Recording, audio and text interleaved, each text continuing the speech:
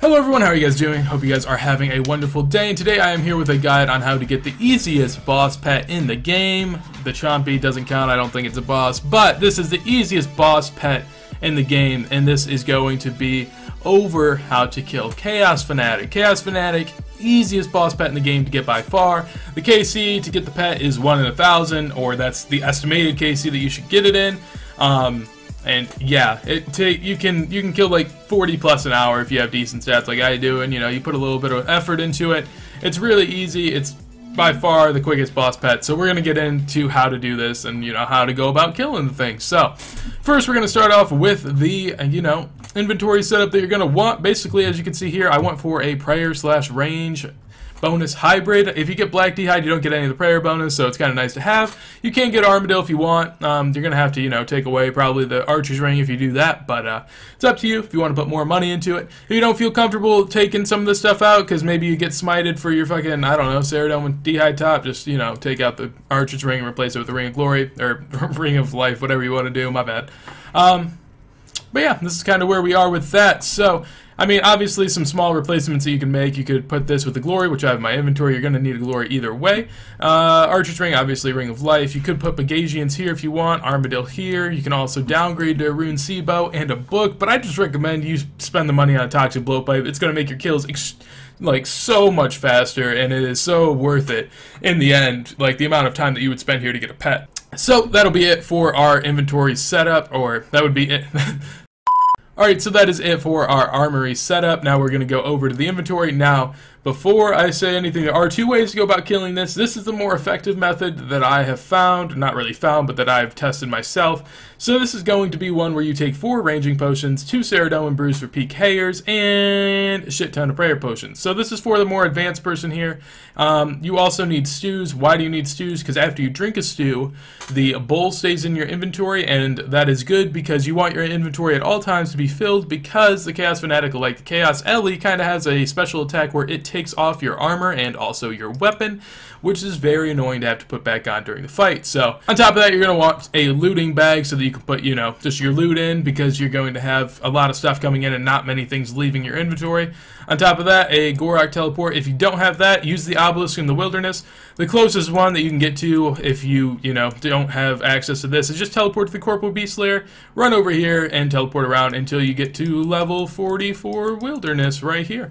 And then other than that, you're going to want a glory just to teleport away from PKers, whether that be by going to the KBD lair, or whether that be by going to level 30 wilderness if they have you TB'd. The only reason I say that is because it's a lot easier to escape them, because you can't go into the KBD lair, you can't escape that way. So it's pretty obvious, but yeah, now we're going to get into the other inventory setup. So the other inventory setup, as you can see, doesn't look a whole lot different, just a lot less prayer potions and a stamina potion. Why this? Well, since you are going to be up here, many of you guys, if you guys have ever seen or ever been here, I guess, before, you would know that there is an altar down here. So what you're going to do, Chaos Fanatics around right here. After every 1 or 2 kills, depending on your prayer level and what prayers you decide to use, you're going to have to run down to the altar to recharge. Now, this is something you wouldn't have to do with the other method because you just keep drinking the prayer potions. However, with this method, you will, which is why you will also need a stamina potion, because depending on how often you go down there, me personally, I get 2 kills, then go back. You could get 3 if you don't want to pray Eagle Eye, so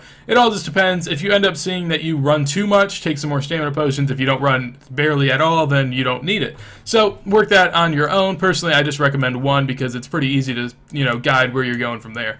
So as far as how to get there, this is a pretty simple one. Personally, I always take 2 Gorok teleports just so whenever I teleport, I still have 1 in my inventory, so my inventory spaces are still full. So give me a second and I will grab one of those if I could remember where they were in my bank. So, gonna go teleport up there, and we are going to get to work on this boss. So it's pretty simple. It is right south of here. It is not too hard to get lost, and right next to the obelisk as well. So you're just gonna want to pray your quick prayers. Personally, I have mine set to magic and rain. You could just do just mage if you want, but you will get a lot less kills per hour. And if you're just here, trying to make money and kind of get a pet, then I'd say you go ahead. But realistically, since you have free prayer down there, it's worth it to throw on Eagle Eye. If you have a decent amount of prayer. If you only have if you have only 44 magic or 44 prayer, you might not even be able to do an entire kill here depending on your range level if you were to do this. So yeah, that's about it, I guess. Go ahead and you'll figure that out on your own. Right now, basically, there's nothing you have to worry about. You do not take any damage unless you get hit by, as you saw before, those like splashing sort of attacks that he does. He does probably about 3 or 4 a kill, and that makes it not AFK. It just throws it down pretty much in like a 3x3 square from where you were standing at. So if you just run a decent like ways away, you won't get hit and you'll be fine and never have to worry about anything. Also, on top of that, if you ever do lose health and you don't have any food left for some reason, you can always use the special attack with the blowpipe. That gives you half of your HP back due to the, according to the damage that you take. Alright, so basically what I'm going to do now is go ahead and explain the other method, which was a lot more prayer potions. Alright, so as you guys can see now, you're looking at a little bit of background footage of me just, you know, killing the Chaos Fanatic, testing this stuff out. The method you're going to be seeing me do in the background right now is going to be the prayer potion method, just me and drinking up at the end of every kill. So basically, I'll explain the difference between these two methods. The first one is, after every kill, you drink your prayer potion, you hop worlds. Pretty simple. The other method is, if you aren't using prayer potions, which is, in my case, I was able to kill 2 without having to re-pray at the altar. So what I would do is, say I start at full prayer, I'd kill 1, hop worlds, kill another, pray, come back, kill 1, hop worlds, kill another, and repeat. Do that over and over. Pretty much what it works out to be is you just end up saving that little bit of time while you're waiting for it to spawn. And every time that you run to the altar, you will end up, by the time you get back, the Chaos Fanatic will be spawned, so you're not wasting any time doing that. So basically, the only time that you end up saving with this is the time that it would take you to run to the altar. I also highly recommend you hop worlds, because the time that it does take if you aren't going to pray at the altar is a pretty decent amount of time that you could save.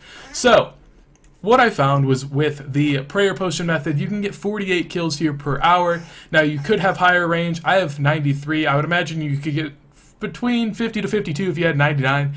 On top of that, if you are using the regular method, then you are looking at more around 42.5k kills per, or 42.5 kills per hour, which is obviously a little less. It's 5.5 kills less per hour. Might not seem like a lot in the short term, but in the long term it actually does save you some time. Each hour you're planning to use about 116k in prayer potions if you use a prayer potion method, which, you know, isn't too bad. If you realize that the drop rate for this pet is 1 in 1k and you go off of that, it should take you 20.8 hours to get the pet by using the prayer potion method. Not bad, not bad. 20 hours for a pet, I mean, it's not terrible.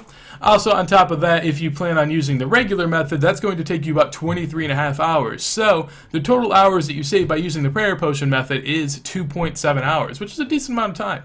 On top of that, if you want to go even further and you want to know how much you would end up spending on prayer potions and compare it to how many hours extra you will be here, okay, so in the extra 2.7 hours that you will save yourself, you will also be losing 2.4 mil. So it's not exactly terrible. Realistically, if you can have, I mean, I broke this down into 2 like decent stats. The first one is if you can make over 890k per hour, this is worth it to you. I can do Zora and double that easily, so it is worth it to me. If you can't, then I would go doing the regular method. Also, on top of that, you could put it in kind of the same retrospect as if you know, were able to buy the pet, theoretically, in the amount of time that you save, and like if you applied that to the KC of the pet, it would be the equivalent of buying the pet for 29 mil, for the most part. Obviously, you have to do it, but theoretically, that's what it would be equivalent to. So if 29 mil for the pet is worth it to you, then also do the prayer method. So that's about it for this video. I hope you guys enjoyed. Those were just a little those were just a few little stats at the end, just try to keep you guys thinking and kind of, you know, give yourself a second thought on whether or not you'd want to do that method. But nonetheless, hope this video was informative. Hope you guys like it. Good luck on the pet journey. It is definitely something that I will embark on here in short. Basically, I don't know. It's a decent pet, but I just kind of want to add to my collection, so it'll definitely be a good time. Nonetheless, hope you guys enjoyed the video. If you guys did, feel free to hit that like button. If you guys want to tell me anything, tell me about it down below in the comments. But yeah, if you guys want to know as soon as my next video goes live and just be informed, feel free to hit that subscribe button. And nonetheless, have a wonderful day and peace. Now we'll get into a couple bloopers. Why not? You guys want to see that? Watch this. And then I tell you. I'm a fucking dick. Dude, I got a malediction shard? What? I mean, it's 57k. It's not worth shit. But, it's something.